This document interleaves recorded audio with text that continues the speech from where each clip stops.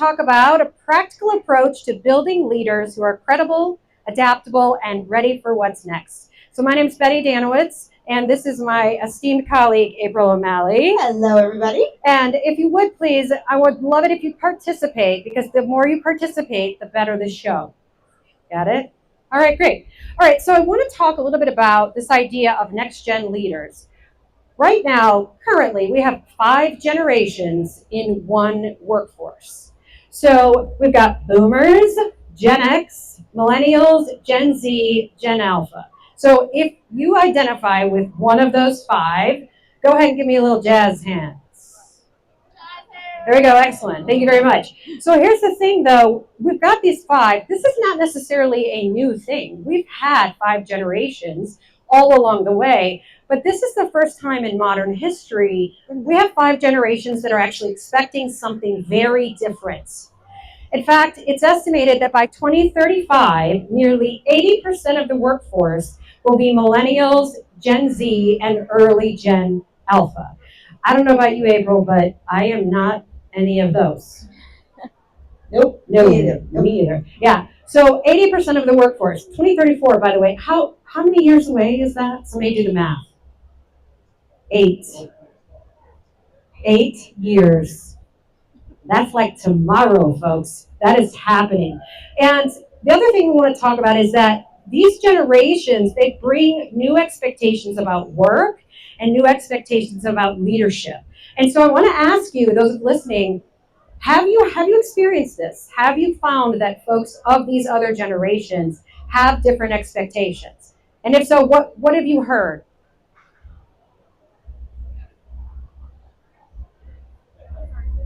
So what other expectations have you heard from millennials, Gen Z, Gen Alpha that might be different than we're used to?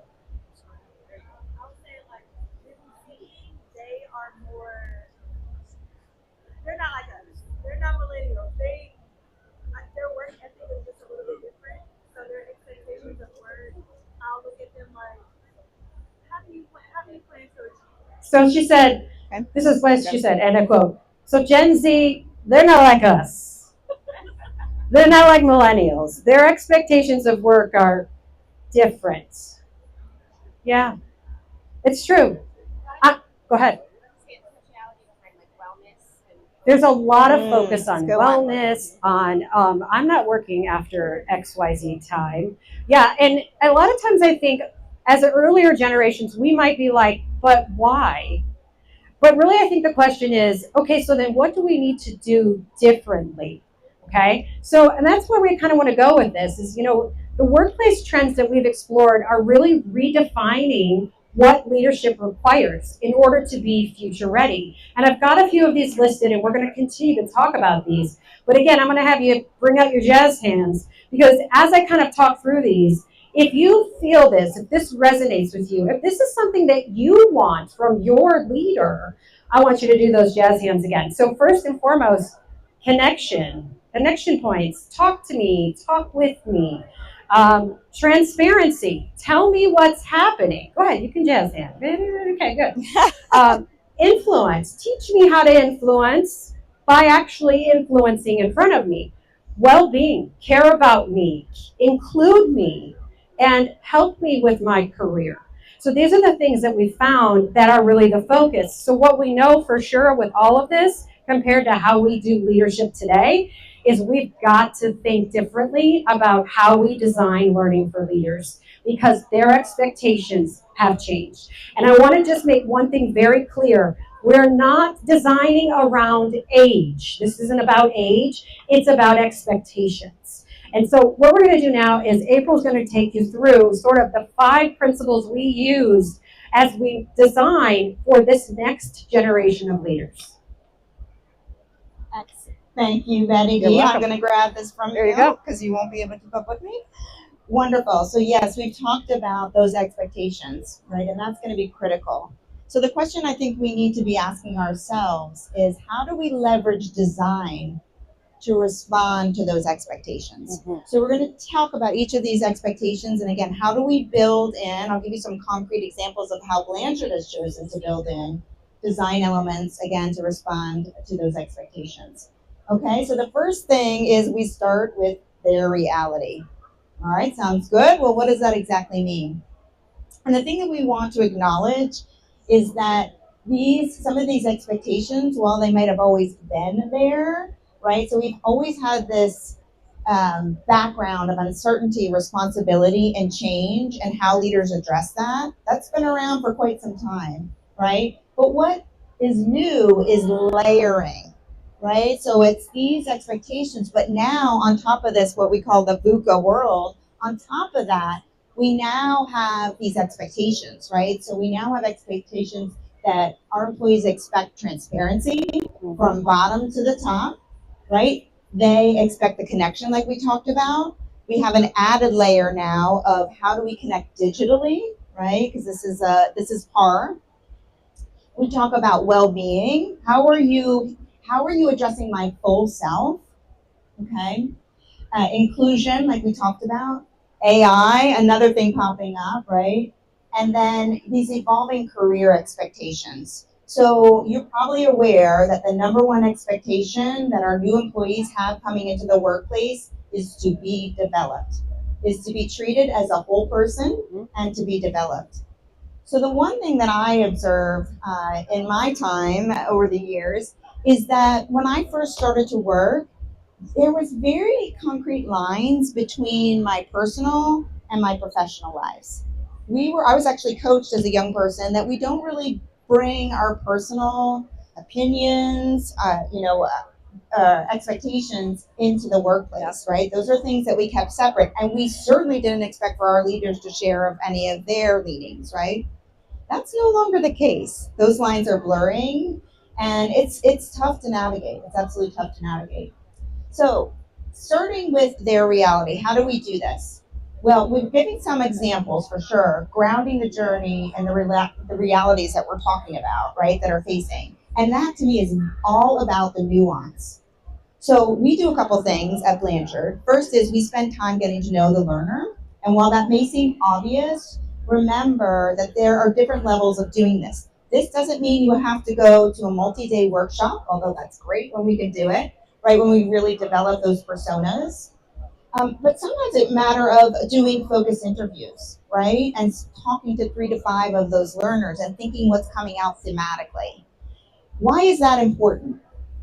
That's important because you really want to make sure that you're reflecting those realities in case studies, okay?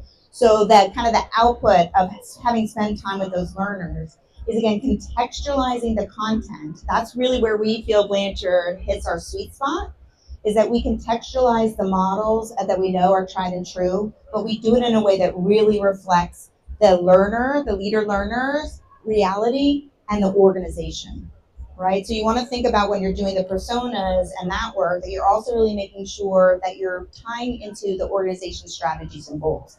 That's what makes that information relevant. And again, just to kind of go back to it, because I think it's so important, is when you start to think about case studies, is you really want to think about the complexity and the nuance of situations, right? So you want your case studies to also be layered to, again, mirror the layers that leaders are grappling with. Okay? This last point I want to kind of spend a moment on too. Make the why this matters now very, very transparent.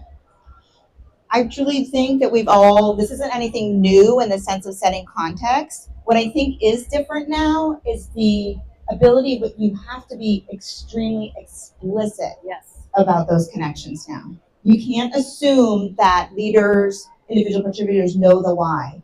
You really have to make those connections very, very explicit. Okay? And you can do that again by the information that you are gaining from your learner personas, from working with your own key stakeholders. And we really love to invite our clients to make these points so that the facilitator isn't wholly responsible for making this why this matters now. We really want the leader's voice in setting that context. Okay? Side note on that is when we talk about visibility of leaders being visible and supporting, you want to also think about who has the most street cred with your leader learners. Street cred. Yeah, right? Street cred. So who is the influencer? And sometimes that means it may not be that executive. Sometimes, when we're working on manufacturing, sometimes that's your plant manager. Maybe sometimes that's your direct manager. But again, who really has that credibility with the audience? Super important. Anything anybody wants to add when we talk about, we start with their reality? Yes, please. So I know we're not really talking about, we're not designing our age. Right. But when you bring up street cred, my mind goes to like the younger generation because there's new things that are coming into play, the digital, the TikTok, all that, all that stuff. Yeah. And so when you're naming down those titles in the whole, Mm-hmm. it might be a Gen Zer who Yeah. is, I don't remember the roles that you just named. Yep. It might be them that may have more of an authority Right. over the agency over something. Yeah. And so that's a good point when it comes to Yeah. breaking it down by the generations. I don't know. We may not know everything that all the other generations know, but I would definitely take some street cred from a Gen Z. Yeah. If Yeah. it boosts our morale, Yeah. just boosts something within the agency. Yeah. So I love that you said that, and the idea there is, and I think you're getting at the essence of it, is that we don't want to make assumptions, right, about the age. What we want to do is get to know our learner and who is credible to them, right? So it goes a little bit beyond age, and we can end up again making some false assumptions. But if we can kind of go back and anchor to those expectations, then again we can build something. The idea is we have to build something that resonates with all 5 generations. That's the tough challenge that we have to answer, right? But if you can kind of anchor in these expectations, then we won't make assumptions. Does that make sense? Yeah. Okay. Okay. Number 2, we talked about connection. People are really looking for connection. That is nothing new, and the truth is, it's nothing new to that leaders are learning from leaders. This idea and the value of cohort experience has been long tested.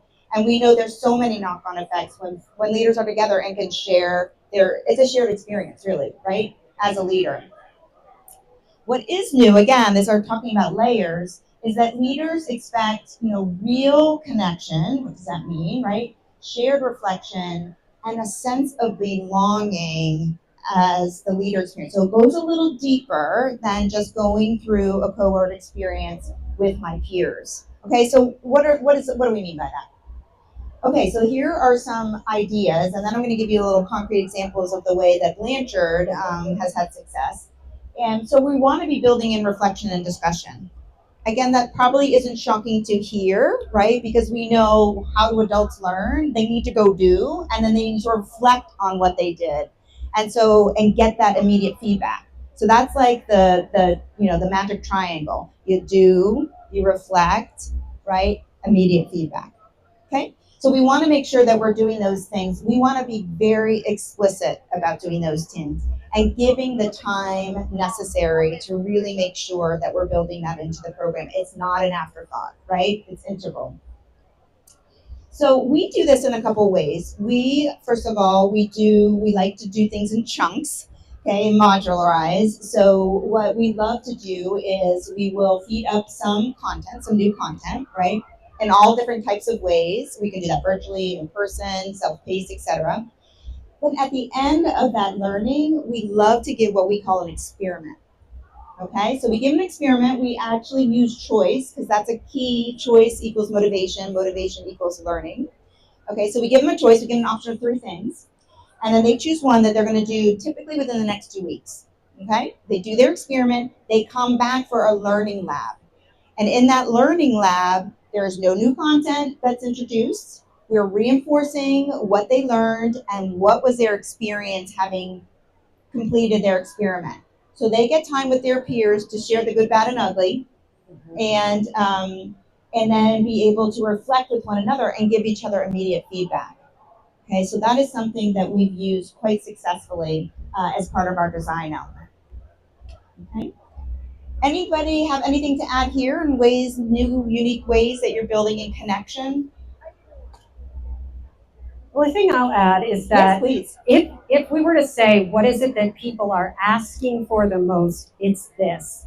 And I don't know if it's coming off the pandemic, which, by the way, was 6 years ago, Hard to thankfully, believe. and also wow. But But people are asking more to come together and they want to hear each other's experiences. And so that's why this is number 2. We're building in the reality and then immediately making sure that connection is a huge part and flows all the way through any journey. So Yeah, definitely the most asked for. Yeah, and one other thing that we'll leave you with here as we connect to community is we've also used with success accountability partners. Yeah. So I don't know if you're doing that in your designs, but building that connection above and beyond when the formal kind of learning, right? And making sure that they have some connection points built in with accountability partners. So that's definitely something to try. Okay, flexibility. We blend flexibility with practice. We've already talked a little bit about that, or I did with connection. But what has always been there? We know again that trifecta that leaders need time to learn, right? They need to absolutely practice. They learn by doing, and then they need opportunities to apply those new skills in sort of a safe way, right? And get that feedback. All right, but now what do we have to layer on? Now it's got to be in the pace of work. Right now, we don't have as much of the luxury of stopping and having these formal learning moments all the time, right? So getting people off the floor, getting people away from their chairs is more and more of a challenge. Every year that I work in this industry, that becomes more and more challenging. Okay, so what we can do about that? So using chunks, what I call chunks or modalities. So what I love is being able, again, to have a true blended experience. So it looks something like this. If I had a magic wand and I was able, to make my recommendations, it would be, let's take a building trust. We would introduce concepts asynchronously or through self-paced. The concept, the model, okay, in your own time. Spend as much or kind of as little time, so to speak, right? And also the idea of this self-pace is you're codifying this knowledge. They can go back to this at any point. So we have 25-minute modules on each of our courses that just introduce the concepts. Okay, so we introduce the concept, then they come, either virtually or in person, for a 2-hour session. Most clients do this virtually because it makes sense, efficient. And they come and they practice the skills. So it's a quick, what did you learn? In the self-concept, it's a teach back. It's not spoon feeding. And then they come in and they practice. We give them, that's where we use the scenarios and case studies, right? Where we've done our homework there. And then they grapple with it together, okay? Safe place, they learn from one another, what went well, what didn't. We then give them an experiment, okay? Now you've had a safe place, now you go out and do in the flow of work at the pressure point. And then we bring them back for a 1-hour learning lab where they share their experiences, they can reinforce, get that feedback, okay?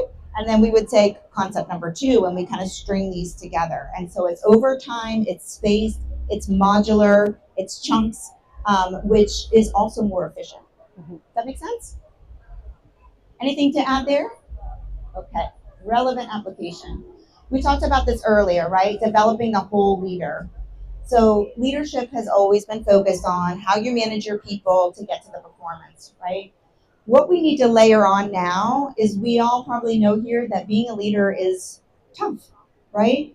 And so how do we also build the whole person, build our leaders as whole person? How do we give them, focus on them? So much of our learning is about how they're focused on other people. How do we give back to them in terms of self-awareness, resilience, stress management, right? So these are the things that we want to layer in.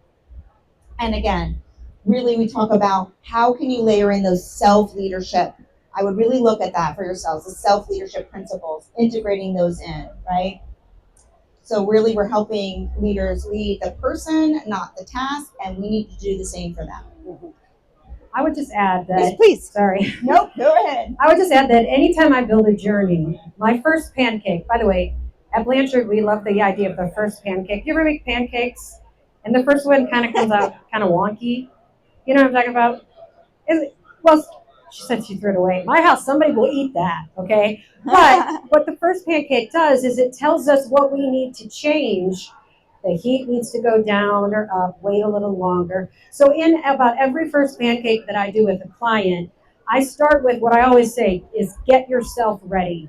And it's about self-leadership. It's about building trust, because really, when you're building trust with somebody, it's because of the way you're behaving, not anything else. It's your behavior. So I always try to start with that. And that way we are, and even in the beginning, helping the leader themselves before they try to help others. So I love that. Yeah. Thank you for that, Ed. You bet. All right, awesome. So last but certainly not least, remember when I was saying earlier that really career and development is the number one way that we attract talent. Let's face it, right? And then we want to retain that awesome talent. Well, we really need to create a story around the career development. What are the tracks that people can take advantage of within the organization? So again, what has always kind of been there when we talk about visibility of development is, we've always said learning is really about developing their growth over time, right? And that's how we know people grow over time. What's new though is leaders now expect that growth to be visible. So there has to be a story about the development. The other piece here is they want to have visibility to their leaders. They want to be visible to their leaders. So the more we can have leader participation in our journey, we tend to do this from the front end, setting up the why is the leader role, and then at the back end where folks share their journey experience and they have the visibility with their senior leaders to do that, or people with the street cred, right, depending who those folks are. So that's really, you really want to be purposeful and explicit about that, okay? The way that we actualize this is we do a couple things. One is our last session is kind of what we call bringing all together, or an activation session, in which we have folks, based on everything that they've learned in the journey, create commitments, an action plan about how they're going to continue to develop. And what we ask them to do is we have them do what we call a manager connect.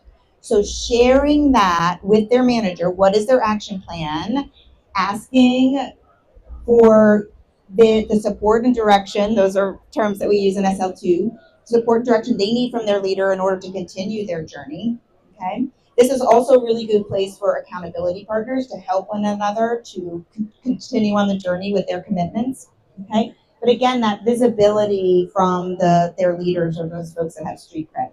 Last, and again, not least, is what are you doing to show the ROI, right? So what is the measurement? The way that we like to do this in our kind of 3-4 is we follow up not only with our leader learners in 2 to 3 months, but we actually ask their manager what they've seen, and we ask their direct reports what they've seen, okay? So we can actually qualitatively and quantitatively substantiate the ROI. So last, sorry. I'm sorry. We kind of do the measurement like a Instagram highlight reel. So we not only do like, hey, did your behavior change? Hey, did your boss's behavior change? Hey, did your direct reports behavior change? But then we kind of put it in this beautiful deck that's laid out that shows the graphs so that they can take that to their leaders.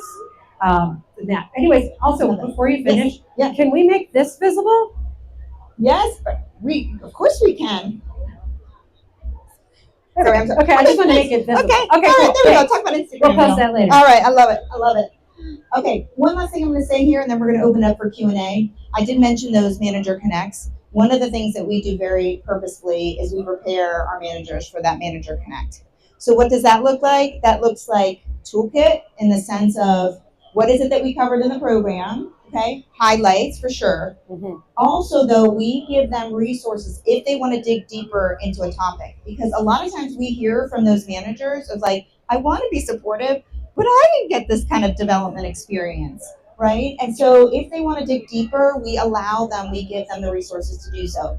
And then lastly, we certainly give them prompts. So, what are some things that you can say to help to reinforce the learning? But for me, equally, maybe not more importantly, is what can you share about your own experiences? What can you share about a time when you feel like trust was lacking? How did you handle it? What worked? What didn't?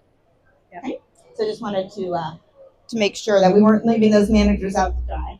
Okay. So visibility of growth.